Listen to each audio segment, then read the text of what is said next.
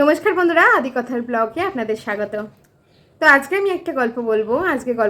মধুসূদন দাদার গল্প। তো ছোটোবেলা থেকেই খুব গল্প শুনতে ভালোবাসতাম, আর গল্প খুব ভালো বলতো আমার দাদু। যেহেতু খুব ভালো গল্প বলতো আর গল্প শোনার প্রতি আমার ইন্টারেস্টটাও খুব বেড়েছিল। তো দাদুকে রোজ বলতাম নতুন নতুন গল্প বলো, আর মাঝে মাঝে দাদু বিরক্তও হতো, কিন্তু খুব সুন্দর গল্প বলতো আর বেশ গুছিয়ে খুব ভালোভাবে গল্পটা বলতো। তো যেটুকু গল্প বলতে শিখেছি মোটামুটি দাদুর কাছ থেকেই শিখেছি। তো আজকে মধুসূদন দাদার গল্প বলবো। তো চলুন দেখে নেওয়া যাক, শুনে নিন মধুসূদন দাদার গল্প। তো এক গ্রামে এক বাচ্চা ছেলে এবং তার মা বসবাস করত। তো তারা ভীষণই গরিব ছিল, বাবা ছিল না তাদের। মা কোনো রকমে বনের কাঠ পাতা জোগাড় করে সেগুলো বিক্রি করে সংসার চালাতো, আর বেশিরভাগ দিনই ওই ভাত শাক এসব খেয়ে তাদের দিন কাটতো।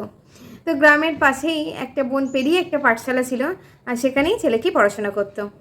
তো প্রত্যেক দিন স্কুল যাওয়ার সময় মাকে বলতো, মা ভীষণ ভয় করে মা, বন দিয়ে যখন একা একা যাই, তুমি একটু আমায় পৌঁছে দেবে, চলো না মা।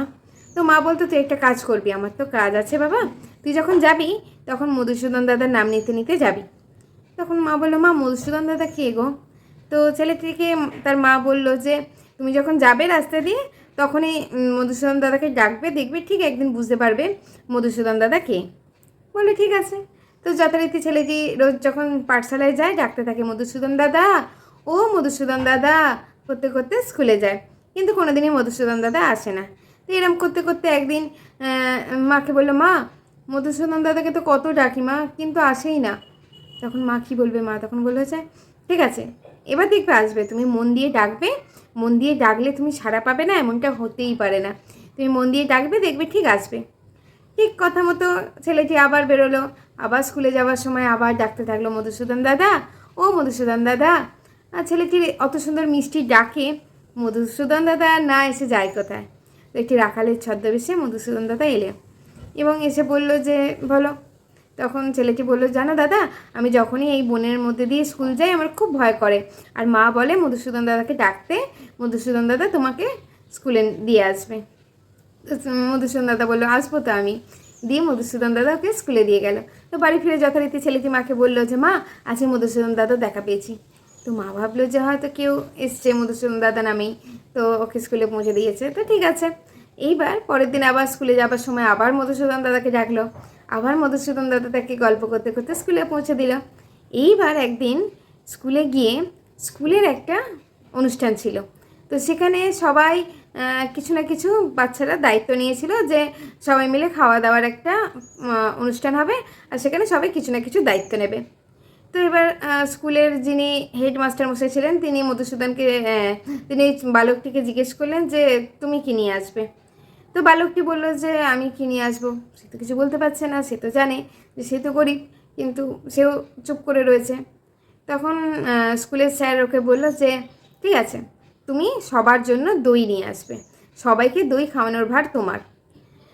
তো এবার মাকে গিয়ে ছেলেটি বলল, মা এরকম স্কুলে একটা অনুষ্ঠান আছে, আর আমার দায়িত্ব পড়েছে সবাইকে যেন আমি দই খাওয়াই। তখন মা তো নীরব চিত্রে রয়েছে, মা বলছে, কোথা থেকে আনবো? তখন বলছে যে, তুমি স্কুলে গিয়ে বলবে যে দই নিয়ে যাওয়ার মতো সামর্থ্য আমাদের নেই, তাই আমরা দই নিয়ে আসতে পারিনি। তো ঠিক আছে, ছেলেটি মনের দুঃখে স্কুলে যাচ্ছে। আবার যথারীতি সেদিনকে আর মধুসূদন দাদাকে ডাকেনি, যেহেতু ছেলেটির মনটা খুব খারাপ ছিল। তখন মধুসূদন দাদা নিজেই এসছে। তো মধুসূদন দাদা এসে বলছে, কী হলো, তুমি আজকে আমায় ডাকলে না তো? তখন বলছে যে, আজকে আমার মনটা খুব খারাপ। মধুসূদন দাদা বলছে, কী হয়েছে? তখন বলছে যে, এরকম স্কুলে আমাকে দায়িত্ব দিয়েছে যাতে আমি দই নিয়ে যাই সবার জন্য, কিন্তু আমার কাছে তো সেই টাকা নেই, মা বললো যে আমাদের অত সামর্থ্য নেই, তাই জন্য আমি নিয়ে যেতে পারিনি। তখন মধুসূদন দাদা একটা ছোট্ট ভাঁড়ে দই দিল আর বললো যে, ঠিক আছে, এইটা তুমি নিয়ে যাও। তখন ও বললো যে, এইটুকুনি দই, এইটুকু দই দিয়ে তো কারোরই হবে না। বলে, ঠিক আছে তুমি নিয়ে যাও না, যদি না হয় তখন আমায় বলবে। তো ঠিক আছে, বাচ্চা ছেলেটি ওই দইটা নিয়ে গেল স্কুলে। এবার স্কুলে হেডমাস্টার মশাই দেখে তো ভীষণ রেগে গেল যে সবাই দই খাবে, এইটুকু দই। তখন বলছে যে, মধুসূদন দাদা আমাকে বলেছে এই দইতেই হবে। তো হেডমাস্টার মশাই তো রেগে গেল, বললো, এটা কি মজার জায়গা? আমি তোমাকে একটা দায়িত্ব দিয়েছি, তুমি আগেই বলতে পারতে দায়িত্ব নেবে না। বললো, তুমি দিয়ে, তখন হেডমাস্টার মশাইকে ছেলেটি বললো যে, আপনি দিয়েই দেখুন না, মধুসূদন দাদা বলেছে এটাতেই সবার কুলিয়ে যাবে। তো দনুমনো করতে করতে ওটাই দিল। এবার সবাই পেট ভরে দই খাচ্ছে, দই আর শেষ হয় না, যতই ওখান থেকে দই তোলা হচ্ছে ততই ওখানে ভরে যাচ্ছে। তো বেশ আশ্চর্য ব্যাপার। তো ওকে জিজ্ঞেস করতেও বললো আমাকে মধুসূদন দাদা দই দিয়েছে। যাকে হেডমাস্টার মশাই তো খুব খুশি। এবার ছেলেটি বাড়িতে এলো, বাড়িতে এসে মাকে বলল যে মা জানো তো আজকে আমি সবাইকে দই খাইয়েছি। মা বললো কীভাবে? তখন বললো মধুসূদন দাদা আমাকে দই দিয়েছে, আর আমি সবাইকে একটা ছোটো দইয়ের ভাঁড় দিয়েছিল, আর সেই ভাঁড়ের দই সবার কাছে কুলিয়ে গেছে, জানো মা, সবাই আনন্দ করে দই খেয়েছে। তখন তো মা বুঝতে পেরেছে যে এই মধুসূদন দাদাই সেই মধুসূদন দাদা, এই মধুসূদন দাদাই নারায়ণ। তখন নারায়ণকে অনেক করে প্রণাম জানালো এবং ধন্যবাদ জানালো। তো এই গল্পটা আমার দাদুর থেকেই শোনা, গল্পটা আজকে আপনাদেরকে শোনালাম। গল্পটা ভালো লাগলে অবশ্যই লাইক করো আর কমেন্ট করে জানিও কেমন লাগলো।